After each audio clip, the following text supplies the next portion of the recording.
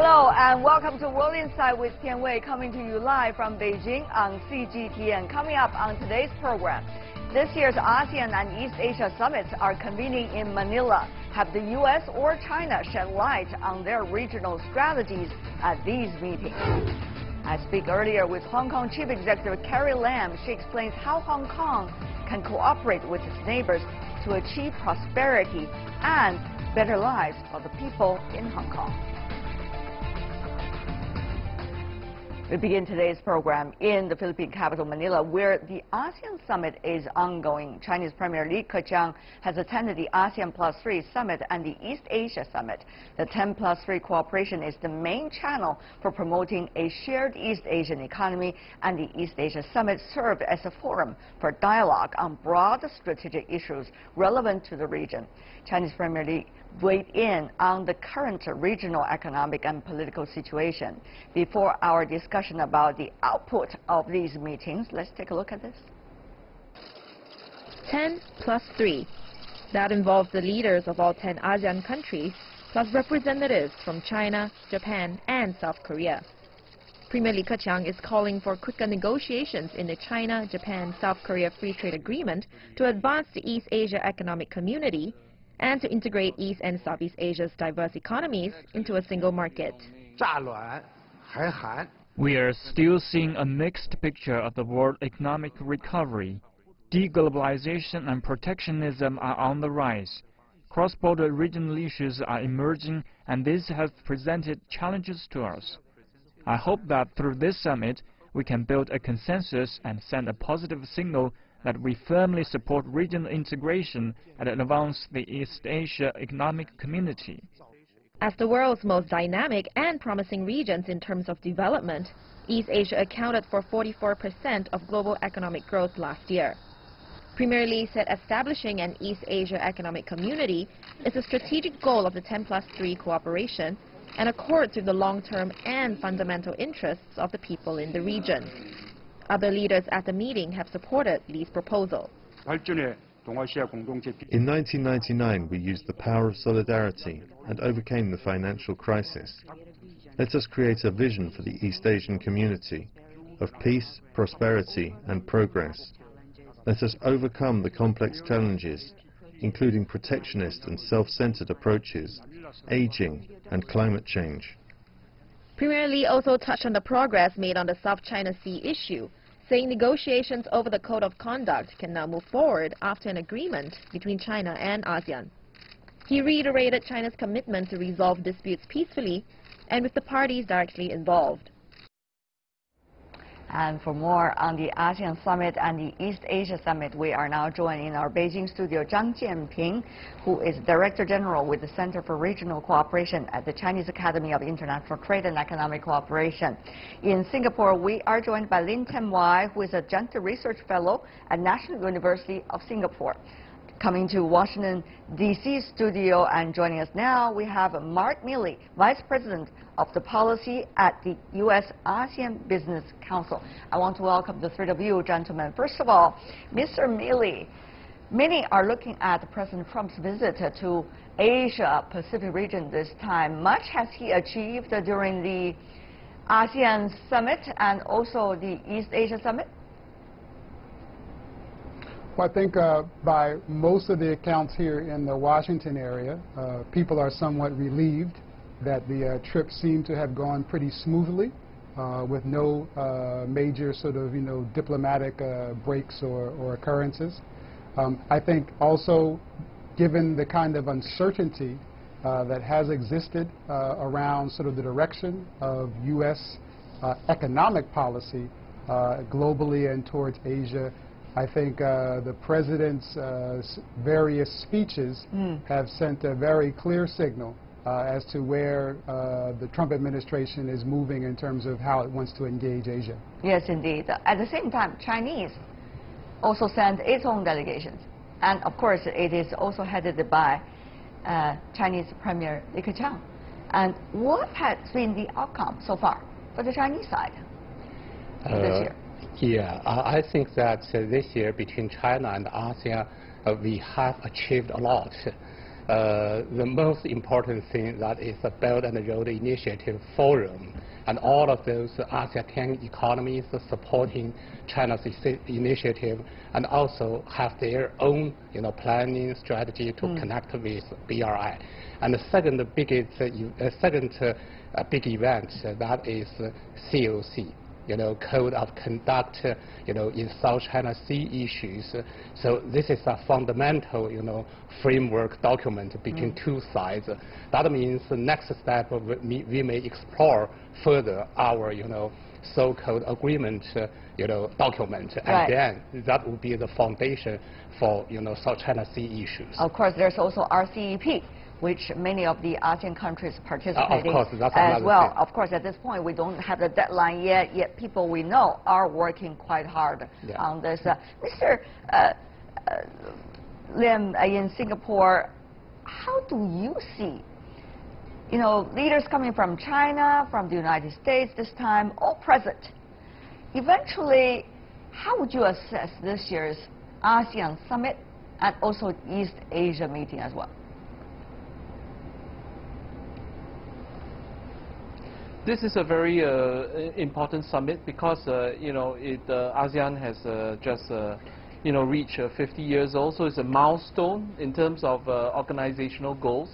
And the fact that there are so many top leaders that have come to this region, I think it reinforces the idea that ASEAN is very much a player in this region. And as you have heard, the top three Northeast Asian leaders, China, Japan, and South Korea, they all have a sort of a uniform framework in terms of chronology when it comes to cooperation. They all referred to the 1997 Asian financial crisis and how solidarity has helped. Okay, and let's go to Mr. Milley. A point of reference. Let's go to Mr. Milley about this also once again. We see I think interesting cooperation this time. Go ahead, I'm sorry. Yeah, sorry. But you see, President Trump, in his speech, he's talking about the ASEAN as an interesting and important platform. But that seems to go against his previous remarks about U.S. only interested in bilateral rather than multilateral, because ASEAN is a multilateral platform anyway. So how should we read this contradiction? Does that mean he is actually switching his position in a quite unnoticeable way? I think the way that many thought leaders and maybe policymakers in Asia will interpret the president's comments will be in terms of the questions around security. There does seem to be a willingness to engage ASEAN at the regional level. I think the clarity, or maybe as you noted, a potential contradiction, is that I think there is a pretty good sense that when it comes to economic engagement, the preferred approach of this administration is to pursue sort of bilateral economic engagement. Right. So I think there is a difference, and I think that's where, again, policymakers in the region will have to understand sort of that diversity of preferred engagement efforts. Mr. Zhang, what do you make of that? I mean, on the one hand, President Trump earlier during his campaign, when he comes into office, all about bilateral, nothing multilateral. He's even criticizing WTO earlier during his APEC CEO summit speech. And now going to the ASEAN summit, he talked about ASEAN as a very important platform. And the United States and ASEAN are also having newer agreements on trade. So is the U.S. really, particularly this administration, changing its position, Mr. Zhang? A few days ago, I just had a meeting with the U.S. friends. I said that the U.S. has enough time, energy, and money to deal with the bilateral, so a lot of bilateral agreements. But actually, both bilateral and multilateral free trade agreements will promote regional economic cooperation.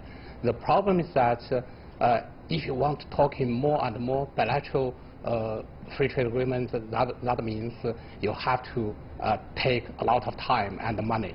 So in this regard, multilateral and mega free trade agreement will be more efficient.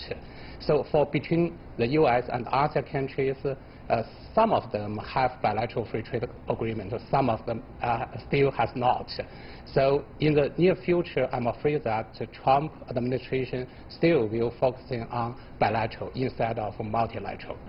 Is, as a result of that, Mr. Milley, the U.S. going to lose opportunity, or is it going to have better terms when it comes to trade? Because President Trump was talking about reciprocity and also fairness. Of course, it's up to interpretation as exactly what those two words mean. I think you're absolutely right. I think as this administration begins to articulate in a more detailed way how it is going to define fairness and reciprocity in trade, I think it's pretty evident that, again, America's leading trade partners will have to decide, again, for themselves if they also see opportunities to pursue bilateral agreements, or would they prefer, I think, what has probably been a more beneficial approach for economies in Asia, which has been multilateral and regional initiatives.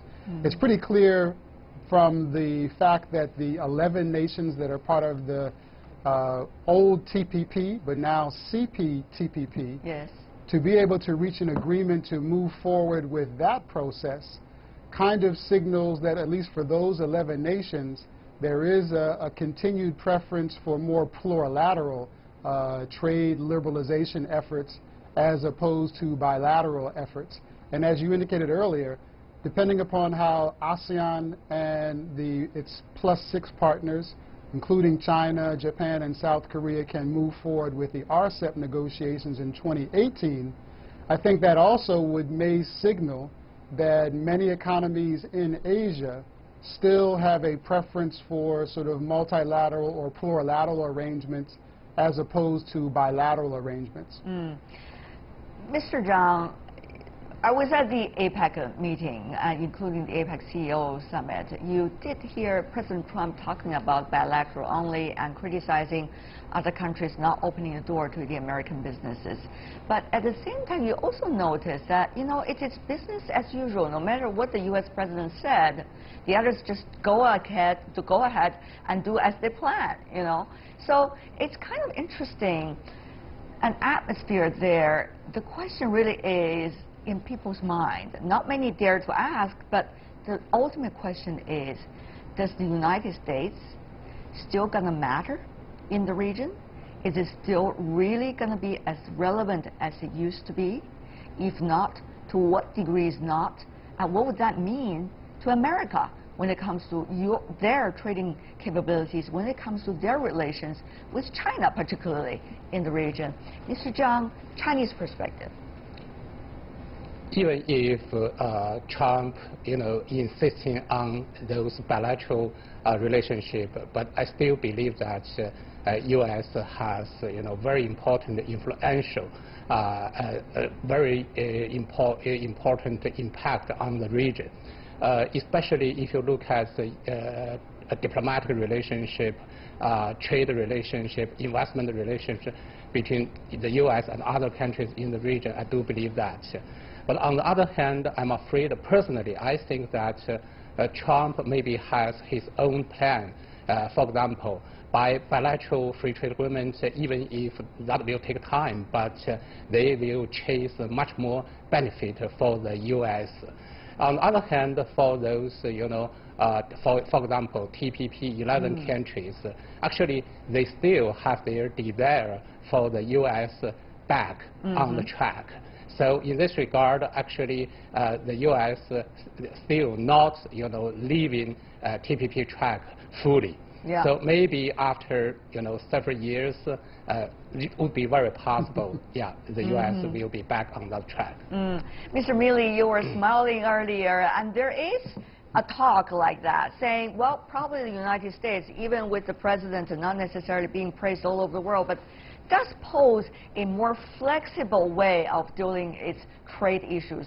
It can join, it can withdraw, it can do whatever as long as it is in the biggest, the best, the interest of itself. What do you say? Is that possible?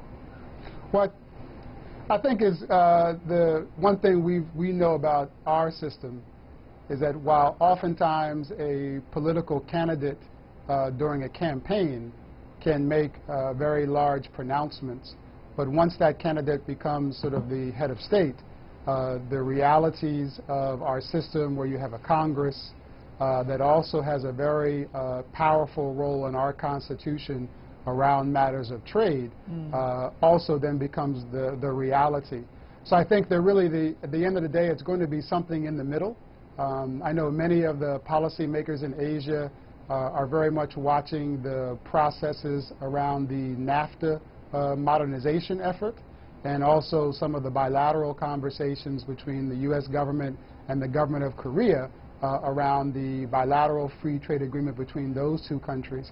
I think how those processes move forward will really send the clearer signal to partners in Asia as to the administration's approach towards international trade and economic engagement with the world. And at this point, Mr. Zhang, all of this 12-day, busy 2 weeks, Asia-Pacific meeting time seem to have a possibility of wrapping up finally. This is a time when people think about the conclusions of these meetings and also possibly to come up with action plans to translate those rhetorics into real actions. With your knowledge of the region, Mr. Zhang, what are the things that you think it's important to look at for us right now in order to see which direction is this region really going, Mr. Zhang? Yeah, for ASEAN 10 economies, this year is very special because of their 50 years and 50 anniversaries. Also, ASEAN countries has a very ambitious, infrastructure connectivity plan. That is the master plan. Also, they hope that this plan can connect with China's BRI. In the future, I do believe that ASEAN will be the new manufacturing center in the world. And then their demand for both infrastructure improvement as well as their industrialization gradually will be booming. That means between China and ASEAN economies, there is a very huge potential to promote cooperation because China's supply capacity, for both infrastructure and industrialization, very strong. Also, if you look at China's Belt and Road Initiative, not only infrastructure but also people-to-people connectivity and trade investment promotion. So in this regard, I do believe that between China and ASEAN in the future, we will formulate the biggest market in the world. Mr. Lee, next year the ASEAN Summit is going to be hosted by Singapore. It is a longtime ally of the United States. And we all know during the time of the so-called rebalance in Asia by the previous administration, Singapore government was in probably, as they see it, in the right team, in the right line. What do you make of next year? We see ups and downs of the region. This year seemed to be quite peaceful. What are some of the things you would study, Mr. Milley, given your knowledge of the region? Sure. I think all of us here in terms of on the U.S. side look at ASEAN this year as a good year. Not great, but certainly not bad. I think ASEAN, under the chairmanship of the Philippines, has done a good job of sort of maintaining the notion of ASEAN centrality in the Asia-Pacific. Growth has been very, very positive, and we've seen good progress on some of the various economic elements of the creation of the ASEAN economic community. So I think going into next year, with Singapore taking over the chairmanship year of ASEAN, a couple of areas I think are quite ripe for tangible progress for ASEAN. First and foremost is Singapore has indicated that it really wants to emphasize during its chairmanship year further development around the digital economy and technology and innovation growth in ASEAN. I think that's an area that is certainly very appropriate for promoting development in ASEAN, whether you're a Laos or whether you're Malaysia. There are challenges, but there's also opportunities around technology. I think secondly, we're looking at really, again, further progress along the infrastructure connectivity agenda. Right. And here again, I believe partners like China, partners like America, private capital will all play a very important role in helping ASEAN meet sort of its infrastructure financing needs next year and going forward. And then finally, I think ASEAN is also really going to have to continue to make progress around human capital development and vocational training. Because as we know, with rapid growth in many of the economies, there also can become issues of income inequality and development gaps between the more advanced economies and the less advanced economies. That's true. And I think that's another area where, again, ASEAN's partners, whether it be China, Japan, Korea, and America, can be very helpful for ASEAN under Singapore's chairmanship next year. Right. Before we go, I do have a final question for both of you. We see over the past 1 year or two, different countries in the region, non-ASEAN members, trying to take a lead on initiatives related to ASEAN. Japan, for example, on the TPP, which is now called CPTPP, and then China on the Belt and Road Initiative. All of this has a lot to do with ASEAN. For the future, how are we going to see, whether you call it competition or cooperation of leadership in the region vis-a-vis its relationship with the ASEAN countries? Mr. Mealy, you want to go first? Sure. I think, ASEAN at 50 is at an interesting moment. They can be proud of the kind of accomplishments that have been achieved so far.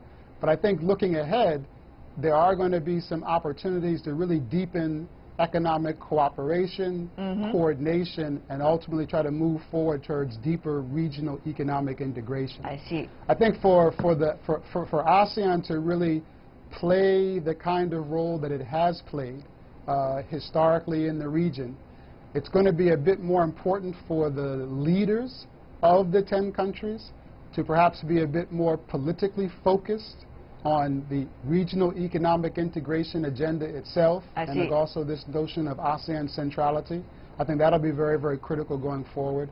And then finally, I think, again, how well ASEAN really does try to really put in place the ASEAN economic community, where you really do have a single market and also a single production platform that is globally connected, are also going to be very paramount for ASEAN going forward, given the emergence of China and India, which obviously will continue to play out. Okay, we are running out of time, and Mr. Zhang, maybe we'll have your view some other time. Thank you so much for both of you, Zhang Jianping and Mark Mealy. We would like to also express our appreciation for Mr. Tian Wei from Singapore earlier. Thank you so much, gentlemen, for joining us. You're watching World Insight with me, Tian Wei. Still to come on our program, I speak with Hong Kong Chief Executive Carrie Lam. She explains the importance of diversifying Hong Kong's economy away from just the financial industry.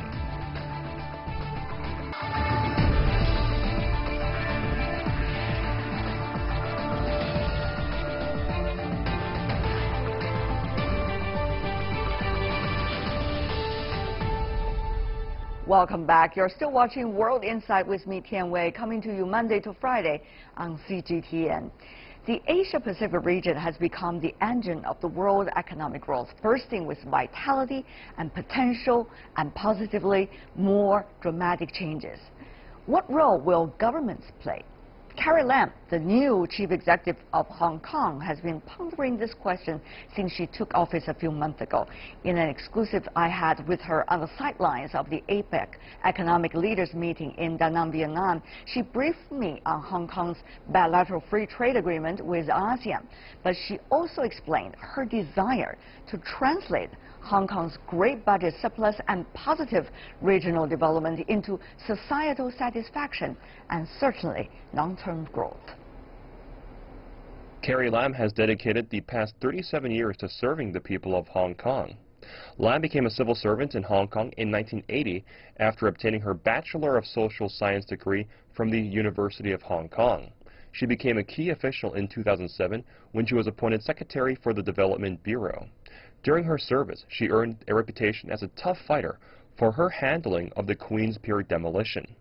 In 2012, Lam became Chief Secretary under the Leung Chun-ying administration and held talks with the student leaders during the large-scale occupation protests. In 2017, Lam won the chief executive election, becoming the first female chief executive of Hong Kong. You are here with a lot of wonderful goals. One of them is Hong Kong ASEAN Free Trade Agreement. Yes. How is that likely to benefit Hong Kong, in the short term particularly?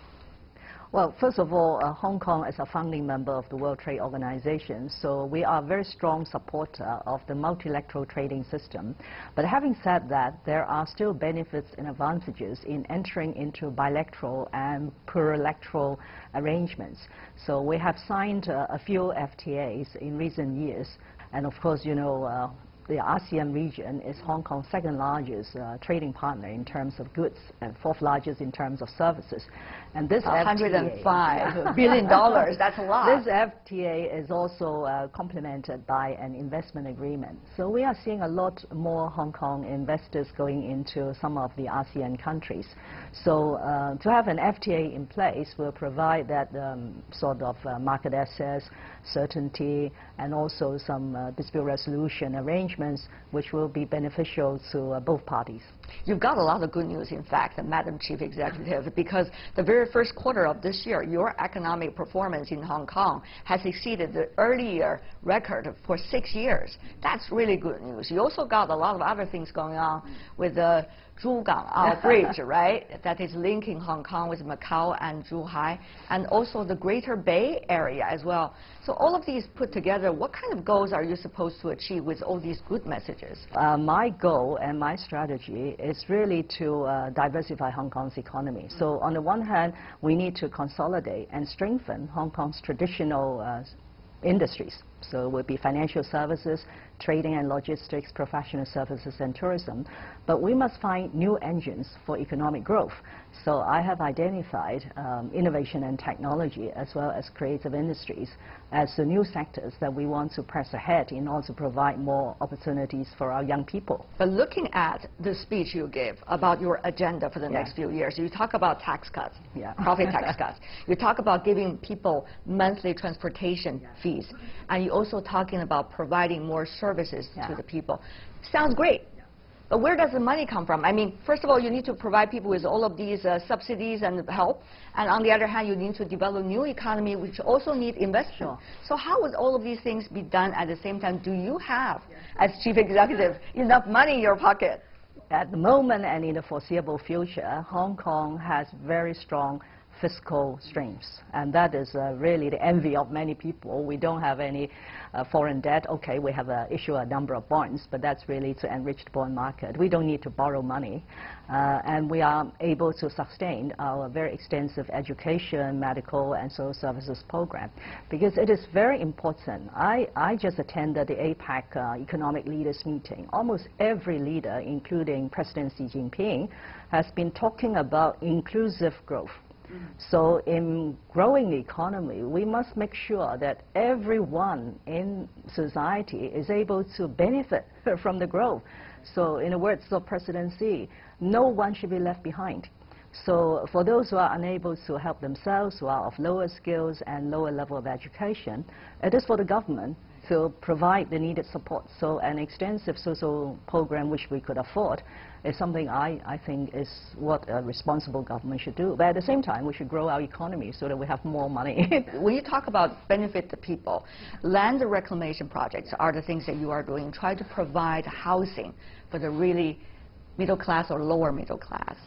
But that could be controversial when you think about the place like Hong Kong. And also, that could be quite long-term, but how would you be able to satisfy people's needs? There are a huge amount of them that need housing. Housing, as I've said in public, is the most difficult and complicated matter, because we need land. Without land, even with the greatest determination and also all the money to build, which wouldn't work. Just can't work.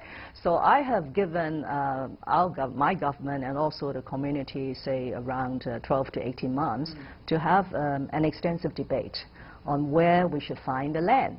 If it is reclamation outside Victoria Harbour, whether it is doing more in the new territories, or whether it is taking away a bit of fringes of a country park or urban regeneration. Just give us a way forward. The last thing I would like to see in Hong Kong is nothing get done. We just sit and stall on the various issues that the population wants us to address. But you knew better than anybody else that these kind of projects could be very controversial. Earlier, actually, you fought those battles yourself, right? So are you ready for the challenges ahead, especially about so-called get things done? Well, fortunately, I've been in the public service for 37 years now, so I have done many jobs in my career in the government. So, and I have the ability to execute. And I have a very good team, both at the political level and at the senior civil service level. So I am pretty confident that we're able to find the solutions. Is the efficiency of the government and the consulting process the most thing you worry about? Yes and no, because if we want society to be more harmonious and more inclusive, we just couldn't make all the decisions for the people without actually telling the people and asking them whether that's what they want. So a certain process of public discussion and consultation is unavoidable. What do you mean by certain? Now, that depends and varies from one subject to another. There are things that it is so obvious. And time is of the essence, so we should not really waste time in doing extensive consultation just for the sake of consultation. But there are things that we have a certain policy direction. There are options. So we want to engage the community on which are the preferred option to take the matter forward. Issues like, you know, the West Kowloon Art District, that has been there for a long time. You yourself been very supportive of it, but still a long, long time. I know you're letting some of your peers to handle that project once again, but people are looking at what about going to be the efficiency of this administration in Hong Kong? Myself and my team, we are very pragmatic people. We want to get things done. We will not avoid difficult decisions, and we will rise to the challenge.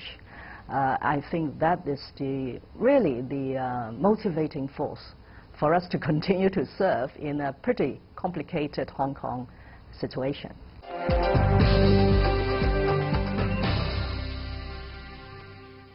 You know, being in the APEC Economic Leaders Meeting and interacting among all these economies, are there some new ideas hitting you? My experience in APEC tells me is a lot of things that Hong Kong has been thinking, I have been thinking, are reinforced in this APEC leaders meeting, that almost every leader is thinking about similar things like proactive government. I thought I was the odd man out to suggest that a place like Hong Kong should be active and proactive. But I just heard the Prime Minister of Singapore, Mr. Lee Hsien Loong, saying that of course the government needs to be very active. Yeah. So there's a lot of affirmation of my philosophy, which gives me added confidence to deliver. You were sitting in the audience when the Chinese President Xi Jinping was to deliver a speech, and the people absolutely this time, as they did in Davos, also impressed about his ideas. Are there something that also hit you? Well, definitely, because in the several key themes in President Xi's speech, I got this affirmation that for development, there is no end point. Every point is a starting point. So you have to keep on finding new engines of growth. And that is what I'm doing in Hong Kong. I'm not happy with Hong Kong just being a financial center. So I want Hong Kong also to become an international innovation and technology center, especially partnering with Shenzhen in the Guangdong, Hong Kong, Macau Bay Area. And President Xi also mentioned about this connectivity. And this is exactly what Hong Kong has been promoting over the years in terms of financial services, stock market connectivity, and so on and so on. And President Xi has also very passionately talked about inclusive growth. That is, we have to look after everyone in society through the right policies. So again, if I may say so, I just feel that what we have been putting forward for this term of the government is very much in line with what the President Xi's vision. Talking about this region, we need to talk about connectivity. That's a key word for Hong Kong too. When you talk about the new industry, when you talk about the trade, it's all about connectivity. But what can Hong Kong do proactively about connectivity? Well, there are several areas of connectivity. If we just take the Belt and Road Initiative, it comprises 5 major areas of connectivity. So in terms of infrastructure connectivity, the first priority is, of course, connect to the mainland. Right. So you have just identified some of the major projects. We have the Hong Kong-Zhuhai-Macau Bridge. We have the Guangdong-Shenzhen-Hong Kong high-speed express rail link. And we have an additional control point between Hong Kong and Shenzhen about to be commissioned in a year or two's time. Yes. So these are enhanced connectivity. And we are building a third runway, because aviation connectivity is very important for Hong Kong.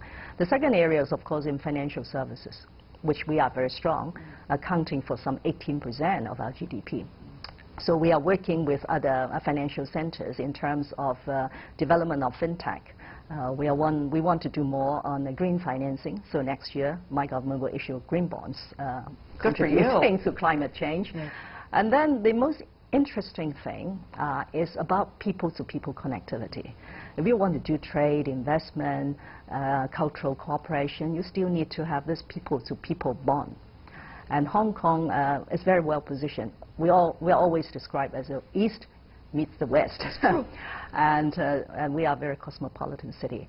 So I see Hong Kong being in a very good position to enhance connectivity with the region and beyond the region.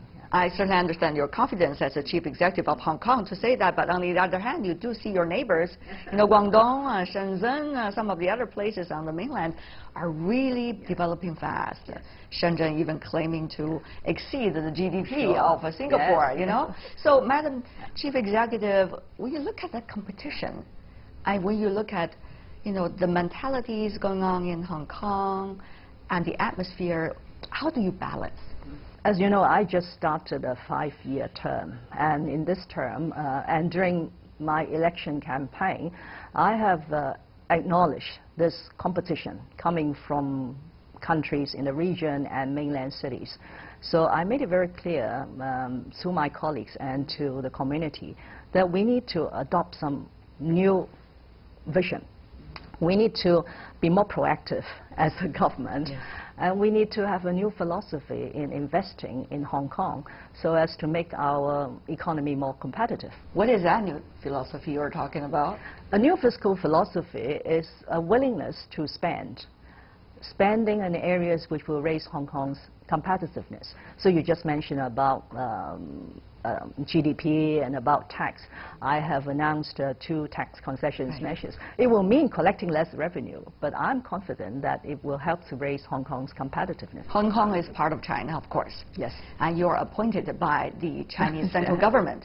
But on the other hand, there are different understandings of Hong Kong's relationship with the mainland from different parts of society in Hong Kong. So once again, that's another balance you need to take. But you were very firm on the no breach of national security. So all of these things you have to balance all the time on every issue. Madam Chief Executive. Well, as long as we are very clear that Hong Kong can only succeed under one country, 2 systems.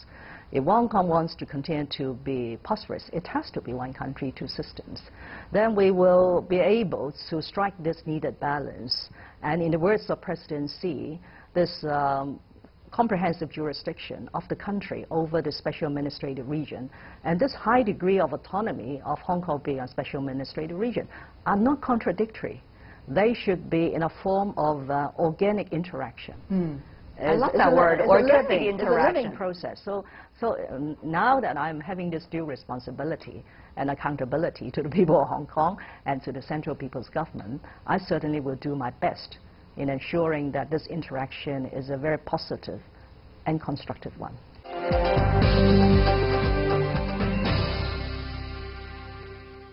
Carrie Lam, the new Chief Executive of Hong Kong SAR, discusses her governance ideas and plans for Hong Kong. But she said none of those plans would come true without good communication with the people of Hong Kong. So she turns to social media for support with what she calls Facebook governance. Before meeting you, I only know this is an elegant lady that is really going to play a big role in Hong Kong's future. Now I see a very firm chief executive right sitting in front of me. People are saying, has Carrie Lam changed? No, in a way, I have a reputation of being very strong. I have been nicknamed the fighter. Okay. Yes. But you are right. Your observation is right. Before assuming the position as the chief executive, even as the number 2, the chief secretary for administration, I was very low-key. I don't promote myself. Yeah. I'm just a very pragmatic, responsible official, helping the chief executive to deliver his vision. But now that I'm the chief executive, I have accepted that the people of Hong Kong need to understand me as a person.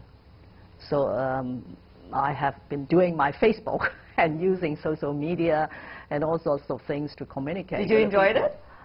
Well, having done it for 4 months, I thought it was not a bad idea because it's very impromptu. You suddenly have something in your mind you want to tell the people, but you can't do it in a very formal government announcement. Right. So Facebook is a pretty effective channel. Facebook governance? Madam Chief Executive, what a pleasure meeting you. All the best for you. Thank you very much. And Hong Kong. Thank you so much for being with us. Thank you, Carrie.